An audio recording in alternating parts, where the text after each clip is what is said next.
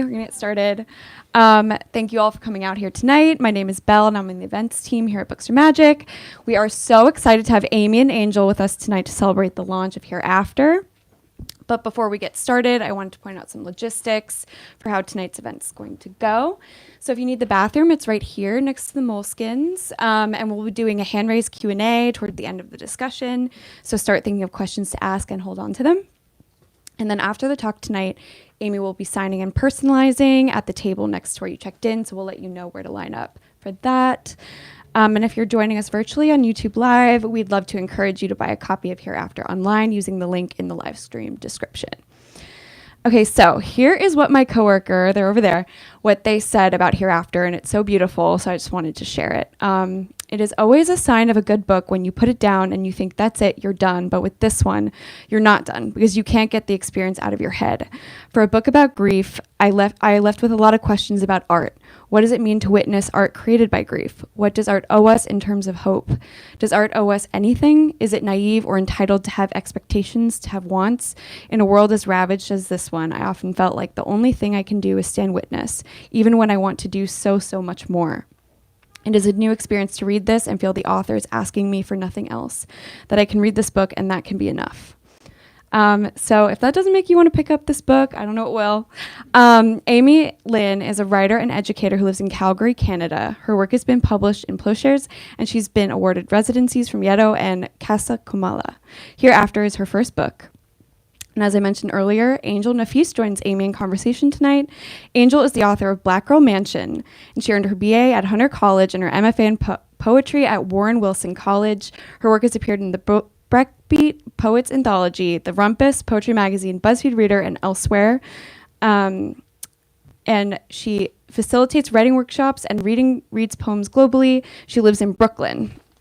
So without any further delay, please join me in welcoming Amy and Angel.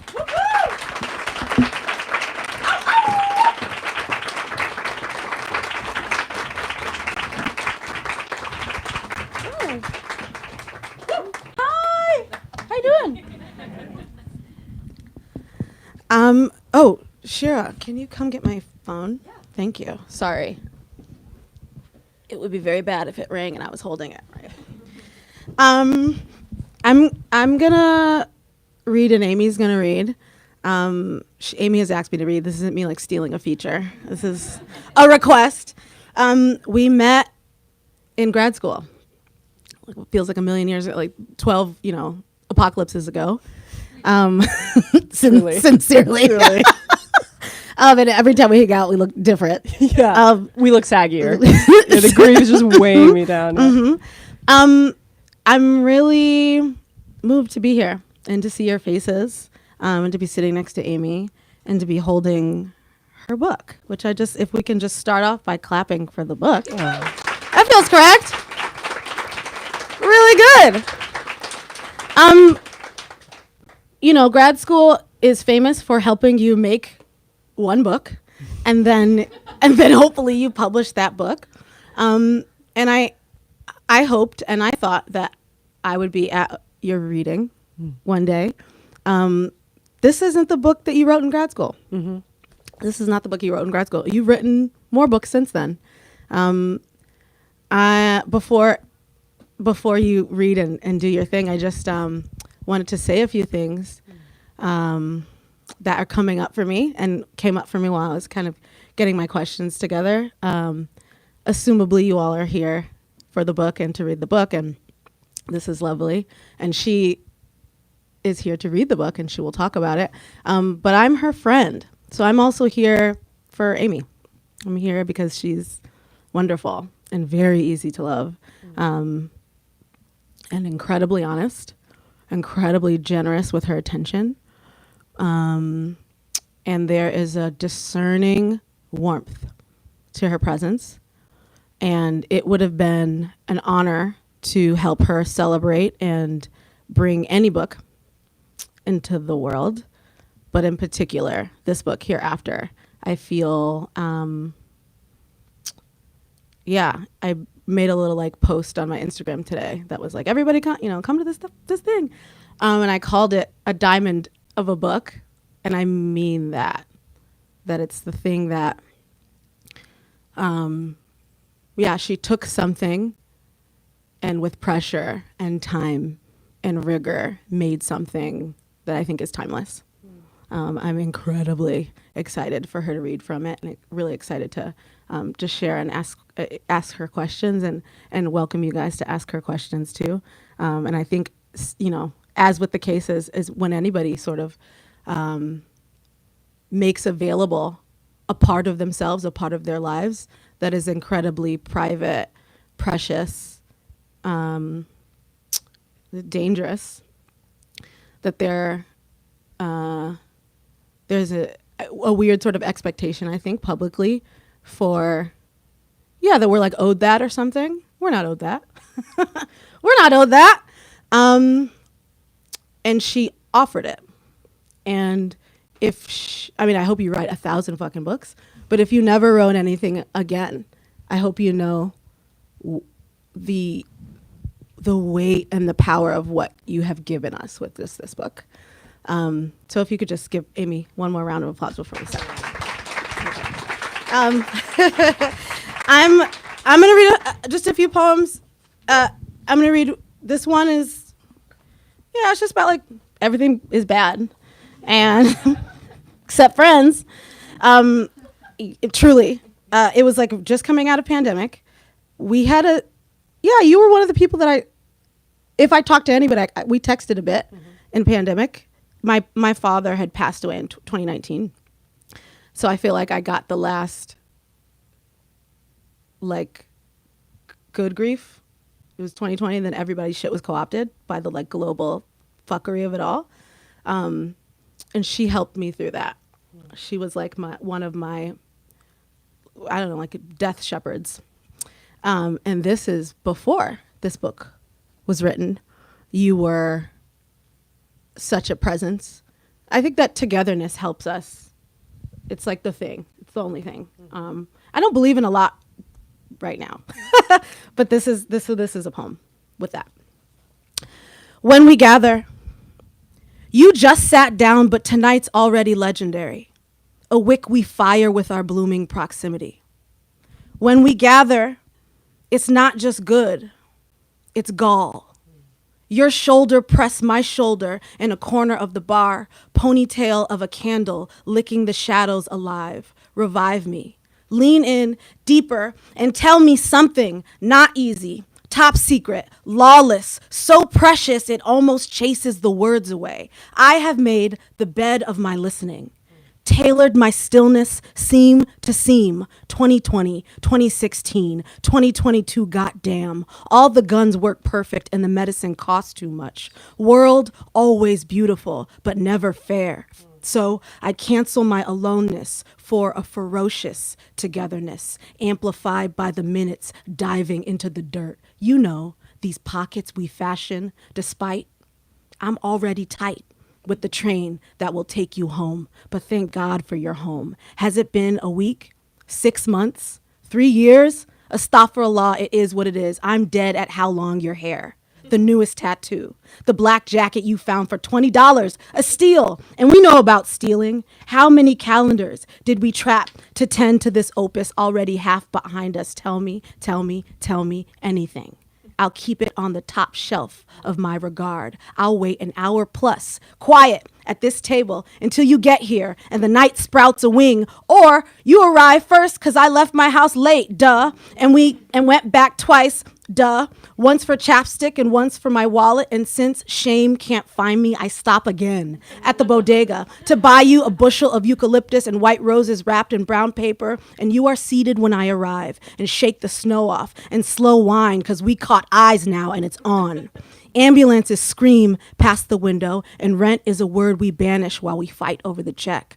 Or I feel like shit and can't even make it into pants. So you drive to me. I put the kettle on. We forego the couch for the floor where you explain something complex and gently hold one of my ankles in your warmest hand. Or you go to the bathroom and I don't check my phone at all because I'm full, busy building a poem entirely in the air. Or you are glorious and it's astonishing. We're friends. Just friends. Not just friendship being pure marriage, on purpose, all things being equal and unfleshed. We are lucky and temporary, like the roses, and the only billionaire in the room is the lit joint, winning your lips, my lips, your lips, then gone. Thank you.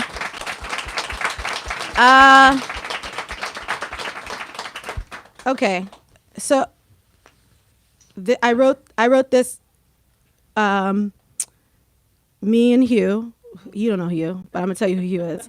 Hugh is a very tiny, funny man, a very tiny, funny gay man who we went to grad school with, and we went to as many grad schools. It was like very white.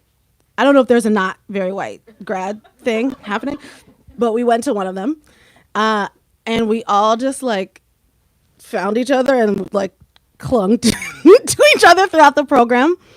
And I don't know, we just kind of had each other's backs. It was like the sorority none of us asked for or knew what it just kind of like happened. And we still just like ride pretty hard for each other. And when Curtis passed, I remember feeling like crazy, like thoughts weren't, like I was like, oh, I should go to Canada. Just like things, that was not happening. This was during pandemic. So it was like, there was no going to Walgreens, let alone to Canada. And so I did what all dumb poets do, and I wrote a poem, and Hugh wrote a poem, and we shared it with each other, and we were like, is it gonna bother her if we share this with her? Like, should we share this? And we shared it. I don't think I've read it since then, but I'm gonna read it right now. To the beautiful Amy with the mile-long hair, mile-long and black as a true love's, Amy with the deep doll dimples, stern stare, teacher stare, Amy impressive, in a robe, coffee in hand, spending the whole day off in a dorm room writing, Amy stealing a pocket to place around herself. Amy, hair long, but legs longer, Amy. Those Amy legs longer than war. Tallest at the table, at that library smile, where one tooth saying, welcome home, another saying, I dare you. Amy with the lost suitcase, but still dressed better than any bride. Better. Amy so better, so lovable, so loving, so better. She walks in and the curtains part. And the kettle pops. Believe it, 'cause I'm saying so, and I would not lie to you. Amy, we don't know what to say. Amy, but we never gonna let you go. His hands are not where they belong.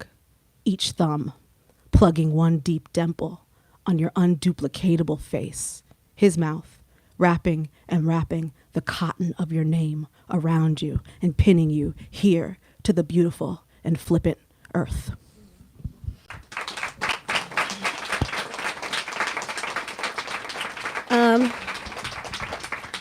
Okay, Amy's gonna read. We'll probably keep crying and probably keep talking about us in the crying. Probably keep talking about these random ass stories from this white ass school that we went to. And I love you. Please read, and we're here, and we'll stop whenever we need to stop and keep going whenever we need to go. Oh, thank you. Let's clap for Angel reading. Okay. What a gift for us tonight.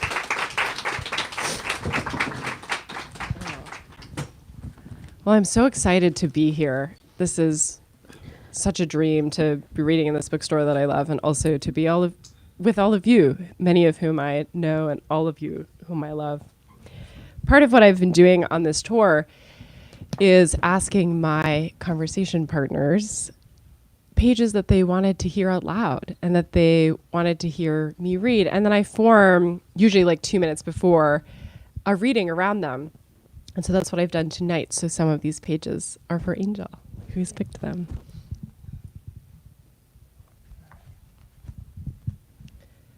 When I first returned to the apartment Curtis and I lived in, it has been 6 months since his death. I enter the apartment with my friends Braden and Katie, and the three of us have known each other for years. Katie arrives last, but when she sees me and Braden, she gives each of us a long hug. Katie is the kind of person who holds on tight. I ask my friends to help me gather Curtis's things and move them into storage at my parents' place because I am worried about exhausting my family. I still live with my parents, and my sister still comes over after work to check on me. As I enter the apartment and then walk through the hallway toward his study, I want to throw up. The barf test. That's what my new grief counselor, Anne, calls it. If it makes you want to vomit, she says, don't do it. Grief counselor Michelle, my old grief counselor, has taken a stress leave. That's how I end up with Anne.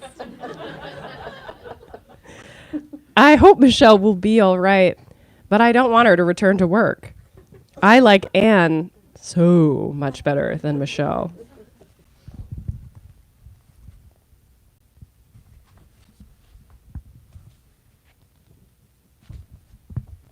(127). I do not know what to believe about the dream. Logically, I say to RJ, I know the mind is powerful, that I made it up. RJ lifts his hands and then lowers them. Why does it have to be made up, he says. I tell him it is not just that I no longer believe in an after. It is that I cannot believe in an after if I want to even try to stay alive. You see, if it was really him in the dream, if there really is an after and he is in it, then I will not stay here. I look at RJ encased in his small box on my computer and then look past the screen to the blank wall of my parents' guest bedroom. I'm crying again. I have to believe there's nothing and that he is nowhere. I have to believe there is no way back to him. Love makes everything work out. Curtis tells me this over and over. It is his most religious belief. It doesn't, I say. Sometimes love is not enough. It is, he says. You'll see.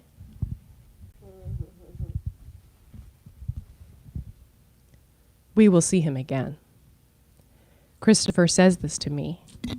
He has known Curtis since early childhood, and we are downtown sitting at a restaurant's shiny oak bar, and it is late. We are not talking about Curtis, and then, of course, we are.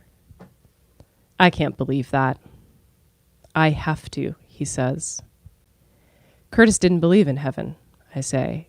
He didn't believe even a little. For the first year Curtis and I date, I keep asking RJ, how do you know if you love somebody? It's not that I don't know I love him. It's that I want to see around the corner of the universe and to know it will all last.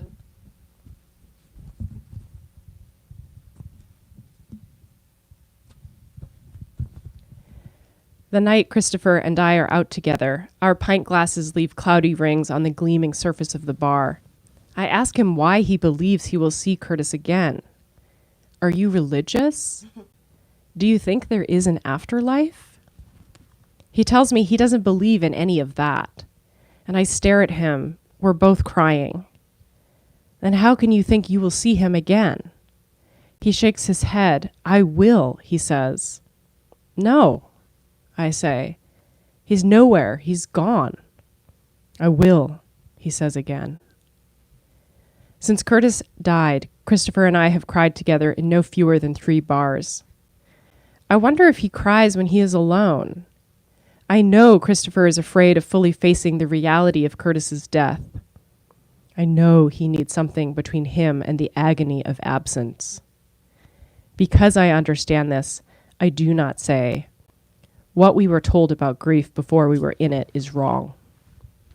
I do not say, everyone is so afraid of grief, and this fear is dangerous to the grieving. I do not tell him the painful lesson that I am learning. Enduring the thing itself, he is not coming back, is unbearable, but denying it is worse, is an even greater, even more insidious threat to living, if that is what you want to do.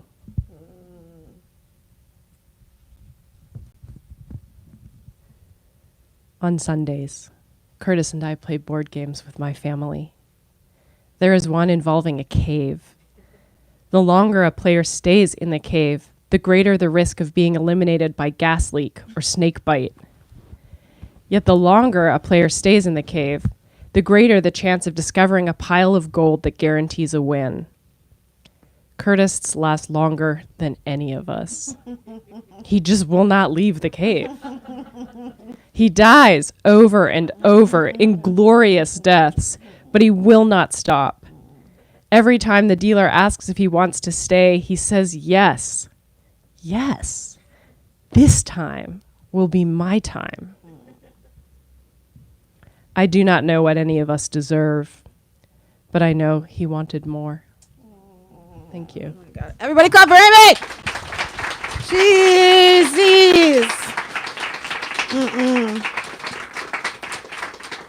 There's so much to cover. I have a lot of thoughts, so many things I want to ask you.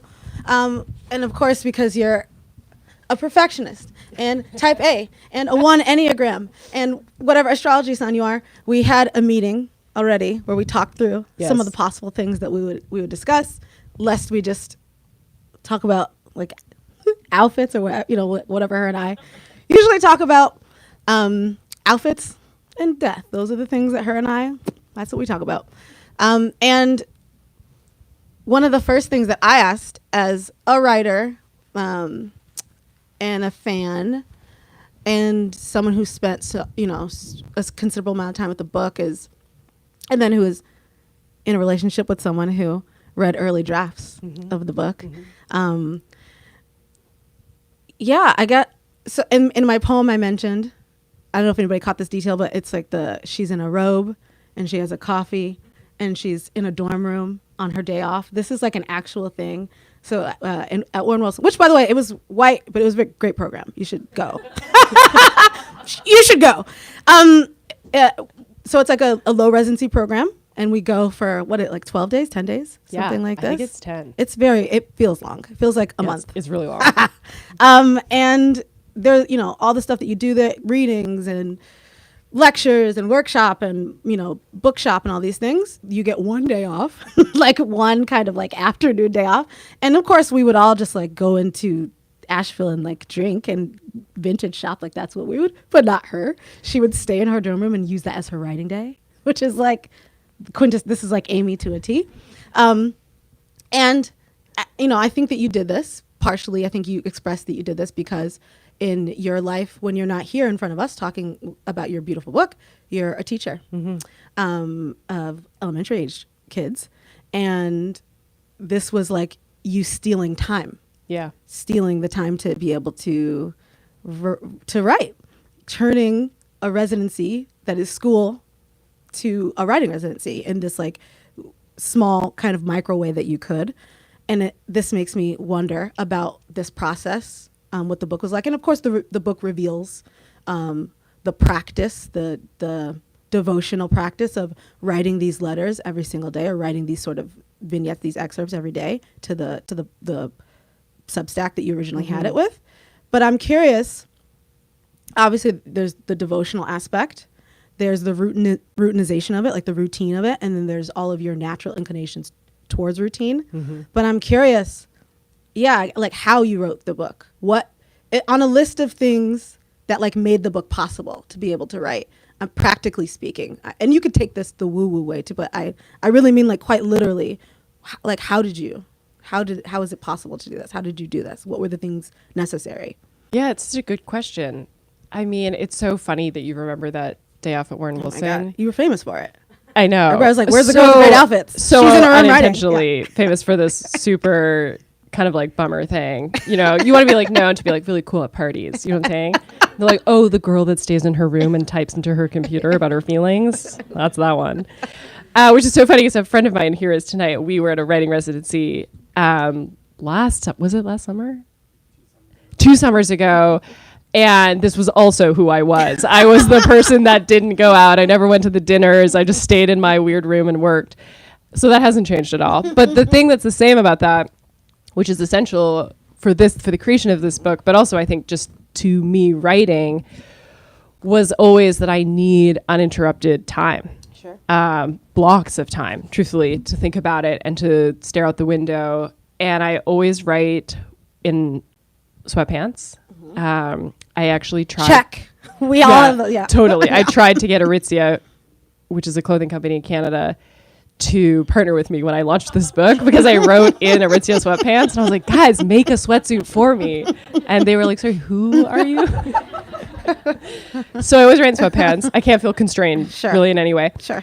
And I always put my hair up off my face, and I need quiet to think. And what was so odd about writing these letters after Curtis died was that we were all in lockdown. Yeah. And so I had both no time because all of the time had run out of my world, but also I had a lot of time on my own to work. And I wrote these letters every week in Substack, which I still write in, truthfully. But it was always the same. The sweatpants, my hair up, and quiet, like time to work. And it remains something that I still really treasure and is so essential to writing for me. I would love to be, because I know you write in between and you write in notebooks. And I think that's so great for a life that's lived on the go, which I often am. Sure.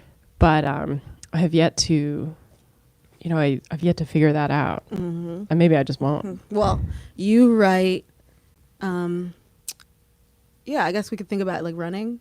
Not that I run or know anyone who does, but that's not, my friend runs. That's not true. But yeah, I have a friend that runs. You run. Some people run. It's a distance thing. When you write, you write. Yes, I'm true. satisfied with like getting a little thing off in between, and it would be, I think I would calcify if every time I thought I had to get that distance in. Yeah. And this is making me think too about the Substack, I want to ask this. The Substack is beautiful, by the way. If you don't follow it, you should follow it. I remember, and you're my buddy, and you were my buddy then too. Yeah. But you were carrying something that was only what it was, nothing else other than what it couldn't. It was like there was no way I could engage if I wasn't engaging. Yeah. What this was. Yeah. What was unfolding continuously.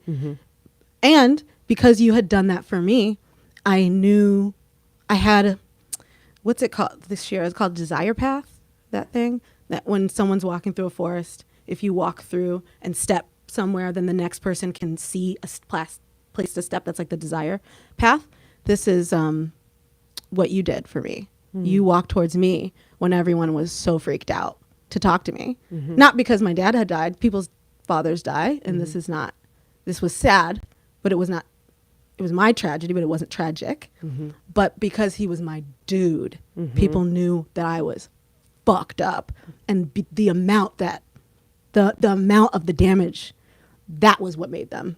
Yeah. Not the fact of him dying, but what it was to me. Yeah. But you walked right towards me. In fact, we had only texted about silly things. Yeah. And that's true. and then the next, it was like you were right in there. And with strategy, you were like, put these spoons in the freezer. When you cry, you can take them and they cool your eye. Like I was like, this bitch is I love her. Like this is my dude. And so I remember we had that ease, and you started writing the Substack, and it was a way to follow you or be with you in this way. And I remember thinking, Allah forgive me, I remember thinking like, I don't know, this is a book. Like this is for real. This isn't just something that is being done to help her, although, this is what this is. But this is something is happening here. Something I guess I'm wanting to ask, when did you start to understand a project was happening? Because it's not why you did it. And when you read the book, there's such clarity in that it was like the routine of doing it was a way for you to place literally a place for you to put what was coming up, what was happening, what you were really, and also just memories. So I'm actually like, what was that? Well, it's a good question. I think what's so interesting about the Substack, which is called At the Bottom of Everything, was just a project, which I think projects happen organically, often in the time in which they are happening. But a book is made and it's crafted outside of time. And so truthfully, it didn't occur to me that I was writing a book. And in many ways, I was not writing a book. I was writing a moment. And it wasn't until my agent about a year or so in called me and said, oh, do you think you have a book? And because I'm always trying to be my agent's favorite, I want her to like me the best. I said, yes, of course I have a book. But I didn't. I had a project.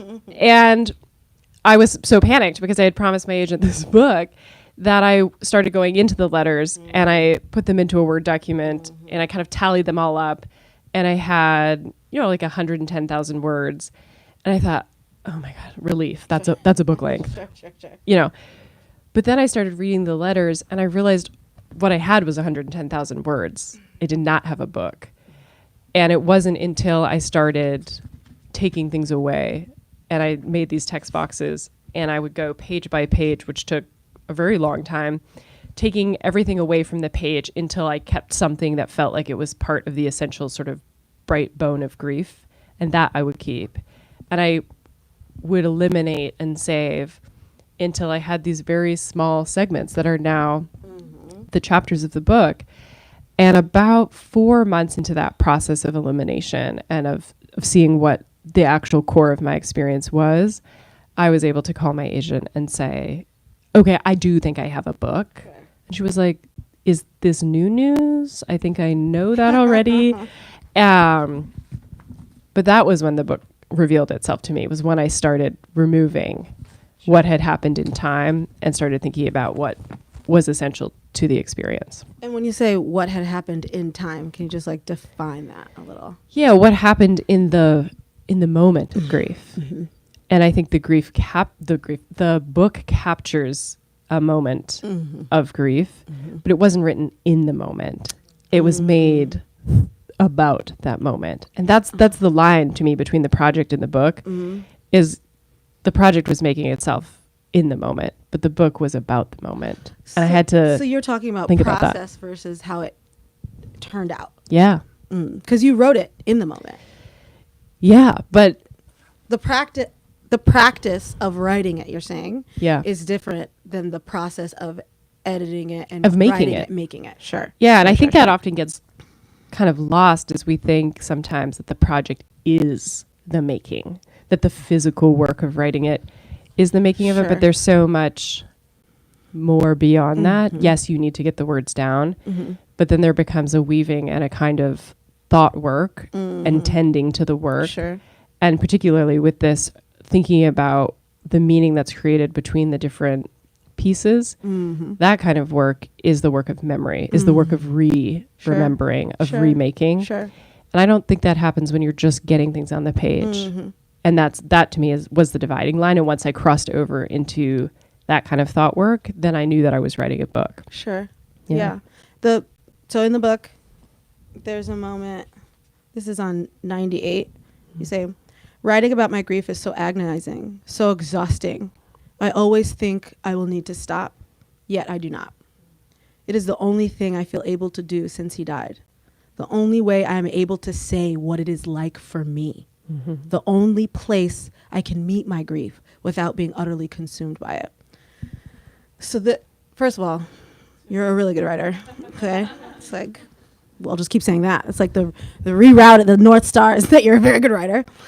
But I'm thinking about how much this book, it's so strange to hear you talk about it because it really does walk us through what it was like to start to make it.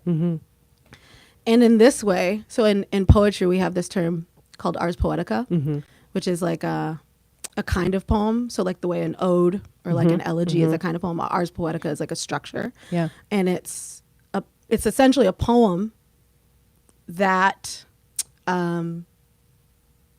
does the work of explaining and embodying what a poem should do. So it's I'm a poem and this is what poems should do. Yeah. And also it's a twofer because it's also this is what life is like. and this is what life should do. So like sort of this. And anytime a writing or a poem makes mention of poems, that's like a hat tip that it's likely in Ars Poetica, even if it doesn't say it. So there's a way that the book, in acknowledging the practice of writing and that you're a writer, right? That it is weirdly instructive. It's weirdly a way to see a strategy, because really this is what I see, is the writing itself was a tactic for grieving. Yeah, absolutely. To metabolize it. Yeah. Not even to have peace, but to literally put arms around it and understand that it's what's happening. But the making of the book, you're saying, is not necessarily that. The strategies behind writing it are not necessarily the strategies behind making the book. Yeah. And I think that's the sort of fine line that you have to walk. And it's why I think not everything that we write about our own experience is a book. Sure. And you have to... Thank God. No, literally, though. Exactly. Because so much of that, when you start making it, becomes questions about meaning and about what is and is not said. And something that's really interesting about the final form of the book for me is when I first went to my agent, there was none of me in the book. Anything about the writing. We talked about this. Yeah, it was... I remember saying to it's so strange to even think how that would be possible. Well, it was strange to think that it wouldn't be possible because I said to my agent, like, this isn't a book about me. This is a book about pain, about being in pain. This is a book about a world that is terrified of grievers and terrified of pain. So it's a book about fear. And it's also a book about Curtis, a man that loved living so much that I just cannot fathom how he got so little time to do it. And I said, why would anybody want to know anything about me? It remains, truthfully, kind of baffling to me. But my agent, who I really trust, said, oh, no, I think people are going to have questions. And I think you're going to need to answer some of them in the book. And it put me into the strange place because I am a very private person. You are. And I had to make a choice if I was going to, in some way, open the doors on parts of myself that I have always kept for myself. And something that's so beautiful about the book is that it has connected me, the person that I am, to so many people in ways that I was not connected before. But it has made me a very private person with a very public pain. And that is a dissonance that grievers a lot of the time live in, because grief makes you public in so many ways. And it makes you famous, even in just your community. Yes. Or your family. It makes you famous for that. For that one thing. Exactly.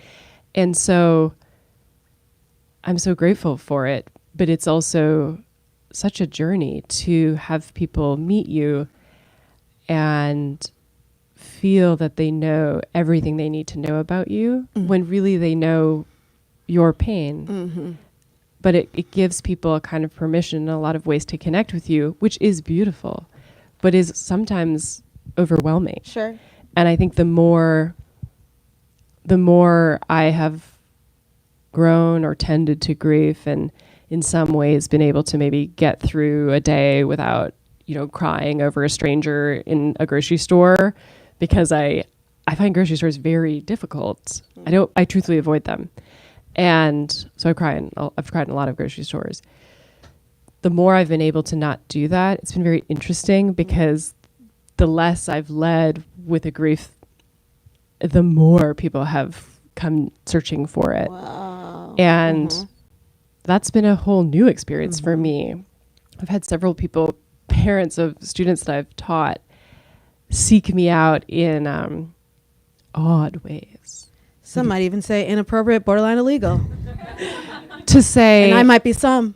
And they'll always lead with, so you're so stoic, or some form of this.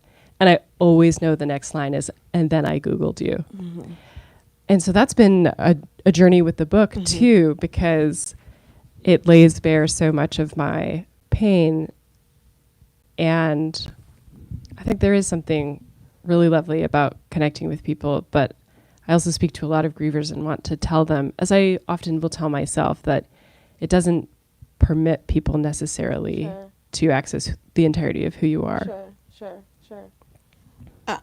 I wanted to see, we're talking about grief. Chapter 106, 152. The experience of grieving makes it clear to me that grief does not occur in predictable stages with obvious endpoints. It is, however, a relief to learn the famous 5 stages were not meant to describe my grief. This means I am not doing something wrong. I find the more I learn of the commonly held beliefs about grief, the more I cannot understand how such grossly reductive and inaccurate ideas about bereavement can exist. How can grief be so universal and yet still so widely misunderstood? Mm-hmm.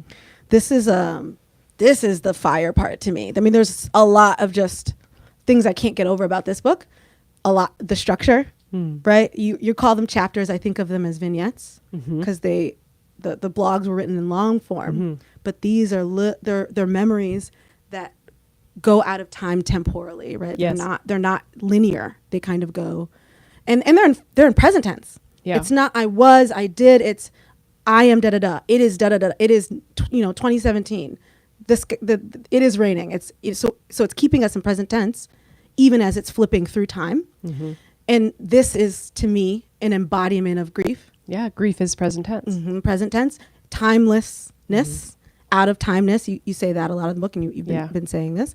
And I'm curious if you could talk just a little bit, and then we'll open it up. This like crazy shit. I mean, it kind of reminds me of, I've never had a baby. Don't know if I will. It reminds me of when moms are like pregnant and they're like, what the fuck? Where was the tea about what this actually is? Yeah.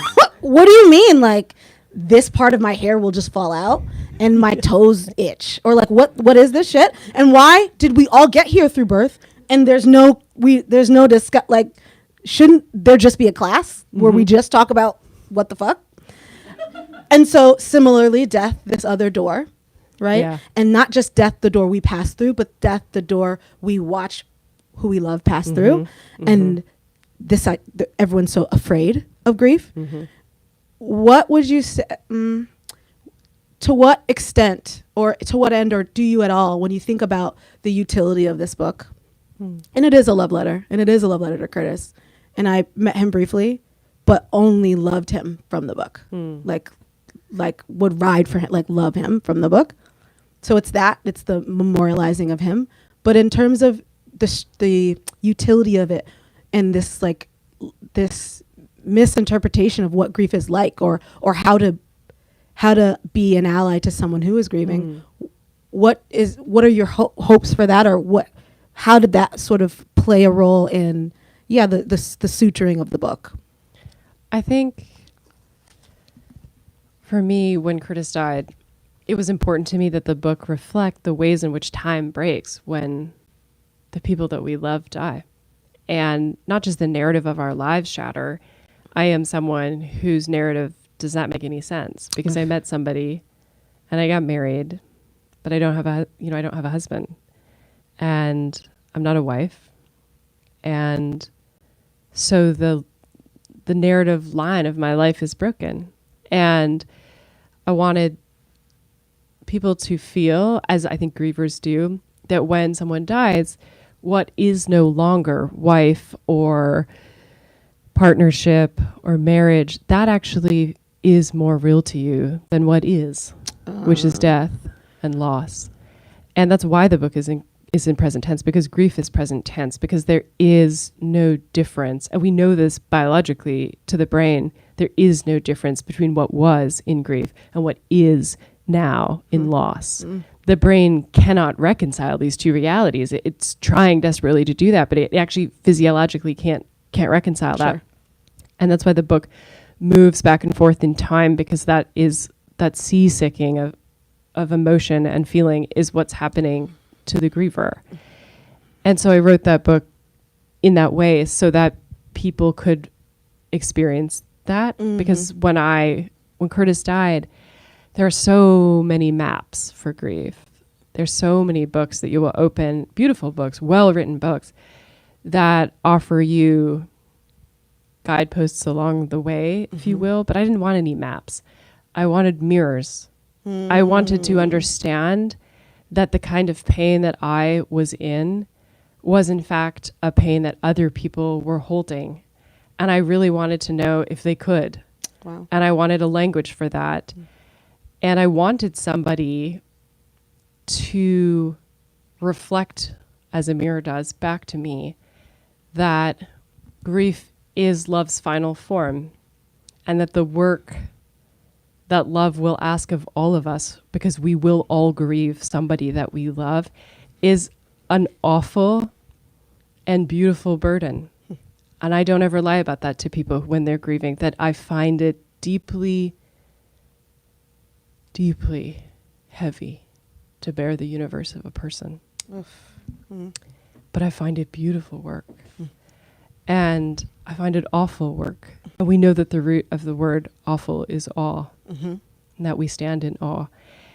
And so I hope for the book that it's a place, a physical place, a address in the impossible landscape of grief that people can go to and can find a mirror and can meet with their own pain and can reflect it to people who want to understand them, who want portals into how they feel, and that it will give all of us what I think is the work of loving people, which is to witness them and to allow them to be as they are, and also to baptize them in the most loving way possible into the knowledge that if you have entered into a relationship where you have the honor of saying that you love that person, that you will carry the burden of grief for them when you have to. And you will have to. You will have to. And if you get to do it, you are in so many ways so lucky and so sad. And there needs to be a place for us to put that. And I think there are very few places for us to put that. And you end up having to make your own place. You do. And I hope that it's a place for people that they feel held tenderly, and that it's a place where people will step tenderly towards me in it. And that is that this knowledge that we make places that will hold us. This is a knowledge that Curtis carried all the days of his life. Curtis made so many places for me in life and in love. And this book, in so many ways, is a place that he made before me by saying that I was a writer. He made that place from the first day I met him. And I live in the legacy of that. It's the most radical reality of my life. And I feel so honored to draw people close to him in this place and to hold space for all of the grief and all of the love that we are so capable of holding. And that feels like the most beautiful work, and maybe the whole project of books. Because what are books but a place for the past and for the present and for the future to live, such as we can imagine them. Woo! This guy.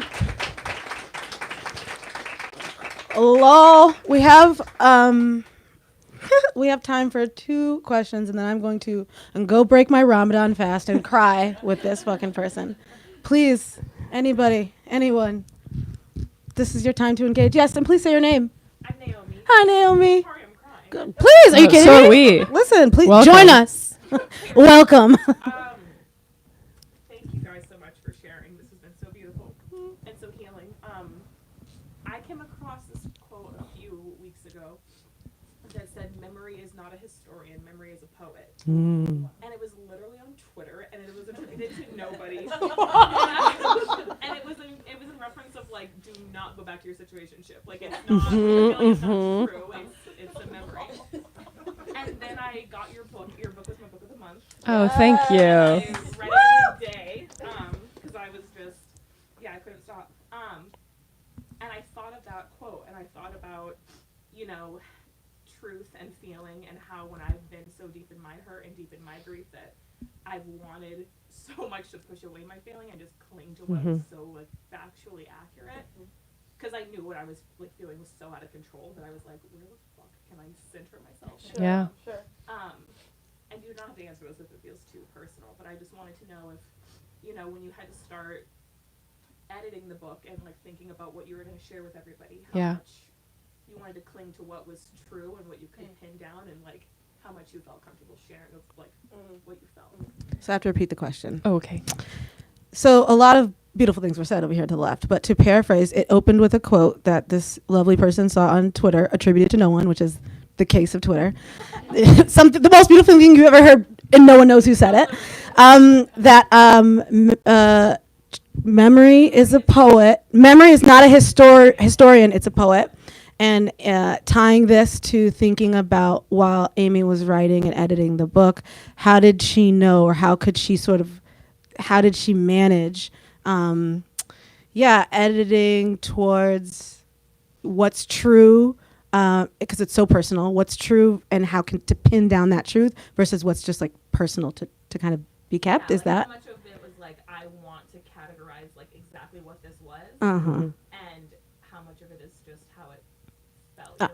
How much to categorize what it was versus how it felt. Mm. Yeah, that's a beautiful question. It's a very beautiful Thank question. you. It's a beautiful book, and I'm obsessed Oh, with you. thank you. I won't stalk you, I swear to God. It's such a good question about how we remember what we remember, and then what we choose to tell people that we remember. And those are, every groover has to decide that. And it can be a thorny thing to think about. For me, I really wanted to say, without self-pity, what it was like. And so I am in the book very direct. In some ways it feels like letting people read my like sad girl diary, because I really am being very honest about what happened. And when there were things that I wondered if they should be in the book or not in the book, my lensing of that was always whether the lodestar of that thing led back to Curtis. Yeah. Because Curtis is the whole point. And the way even that it's written with these interspersed pieces, I wanted the reader, as I do in life, to constantly wonder if they would turn the page and Curtis would be there. So I feel like every day I walk through and I'm hoping to turn the page and Curtis will be there. So every moment that I thought, and there are moments that are not in the book and moments that were, I would just think about, does this ultimately lead back to Curtis and the person that he was? And if the answer was no, or if it was in some way something that I knew Curtis would not he wouldn't have wanted me to tread, then it didn't go in there. Mm-hmm. And it was how, when my agent asked me to write some of my own story into the book, it was the only way I knew how to do it. I can't write about myself. I'm the least interesting person in the world. I'm the person that doesn't go on the day off. Do you know what I mean? I don't have any interesting stories. But when I considered who Curtis thought I was, and the narrative that Curtis would write for me, that was okay to write about. And so that was the guiding light. It is the guiding light of the book. Thank you. It does, beautifully. Another question? Did you have? Oh, you're playing with your hair. That's okay. Anybody else? Please. Can you say your name? My name is Neil. Hi, Neil. I told Amy I'd have to ask a question. I'm curious about your identity as a writer and how that has changed. And I know that you've spoken about your identity as self and Curtis as a separate person, and the identity that you formed together. Oh, wow. Mm-hmm. Two of those have lost, and you're sort of left with Yeah. the fractured identity of self. And I think as you've written this book, you've sort of dived into, in a way, still that identity of Curtis and that third identity that you had. And I think you've attacked it very academically as a way, as almost a form of escape. And now this book exists, and you're going through this tour, and you have to think about, well, what's next? And specifically as a writer, how do you begin to define your sort of new identity moving forward, and what your next book might be? Oh, what a great question. So Thank you. The question, and you can fill it in if I miss some stuff, is a beautiful question, is how you sort of see your identity as a writer, how that has changed, assumably before writing the book and now, and then the writer self, but also the self that you created with Curtis, the self that, so that together self, and then the separate self, and in him, and then so how the identity shifts, I guess, post departure, but also after writing this book, and then all the beautiful things he said. Yeah. I'm so excited to have Neil here. Neil is actually a classmate of Curtis. He's an architect as well. Oh and my he's God. flown here all the way from Calgary. Shout out to Neil! be Give it here. up for Neil! And so it's amazing. It's a good question, as Neil always asks very good questions. I think this book and this idea of myself as a writer is not something I could have imagined literally even at the precipice of it. I couldn't fathom that it would be something that would live in the world and that it would be attached to me in so many ways. But I think the gift of this book is that it does now live in the world. And, you know, it used to be just Curtis and my mom who had introduced me as a writer. I always introduced myself as a teacher because that's what I did. You know, that is what I do. I teach grade 5. And now with the book in the world,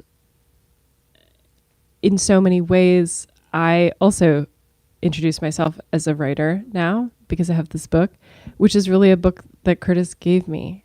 And in so many ways, to have something so personal in the world is very scary. And every time I say, oh yeah, I'm a writer and I'm also a teacher, I feel a tiny bit of the courage that Curtis gave me, he continues to give me. And it weaves into my experience of living. It really does. And in some ways, it's led to me being on this tour. Speaking so publicly is not something that comes naturally necessarily to me, but it was something that Curtis really loved. And the book says that he loved hearing you talk about him. Exactly. As well. Yeah, he did. He did. He would want you to recall what exactly you said to someone when you said, my boyfriend Curtis, like this. Yes, is, he would say, but like exactly what did you say? What were the words? And then would like grin while you told him. Exactly. And so as I step forward into this identity of a writer, I really step in Curtis's courage and in his belief of it. And because it was something that he saw for us, one of the famous running jokes between Curtis and I was he really would say, he would openly say, well, if Amy does it, I've done it too.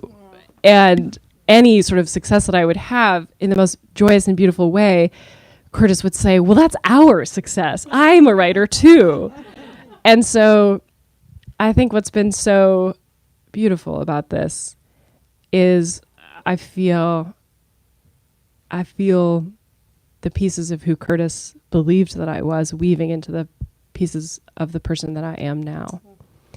And I think when somebody loves us, it is so terrifying to accept the version of ourselves that people reflect to us when they love us. That's love's work. You limit the people that love you when you do not accept who they believe you to be in love. When you resist who they say you are in love, you limit yourself and you limit them. But when you embrace it, when you allow yourself to be who they say you are in love, the world opens to you in ways you cannot imagine. Come on. And that's my experience now, truly, of stepping and accepting the identity that Curtis prepared for me. It's beautiful. Whew. Amy, you have blessed us. In the poetry tradition, we have, again, another structure of a poem, the elegy, which I mentioned earlier. And in grad school, I learned, our grad school, that it's an elegy. If it doesn't say it's an elegy in the title, one way you can know it's an elegy, three ways. One, the reason that someone writes an elegy is to rescue the beloved, the departed, from oblivion. So to sort of, if I write this down, if I write your person down, it rescues you from being torn asunder into nothingness. Yes. Two, to create fellow mourners, to be like, I'm not doing this shit alone. If I eulogize you, everyone will love you. Everyone will miss you. And the third is to reanimate the beloved, to deny death, to say you're here in this way permanently. You've done all three of these things. All three of these things, you should be so proud. Curtis is just, there's no way, I mean, really, can you imagine anything making him happier than this in the world? It's a beautiful, beautiful tribute. It's impossible not to fall in love with him. Reading this, impossible not to fall in love with you too, which is just, I'm sure, a stray. That's not what you meant to have happen. Everybody buy 2 copies from Books Are Magic, and thank you, Amy. Thank you so much. Yes. Jeez. All right. Well, thank you all for coming. That was incredible. I'm very emotional, actually.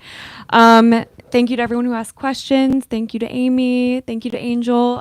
A few last reminders. If you're still with us on live stream, please buy the book. It's in the description.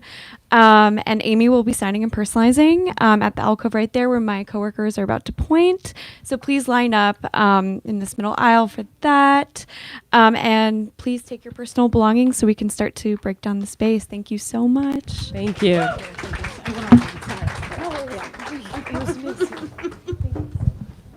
Thank you for that conversation. You're a genius as per usual. Cannot wait. Please go.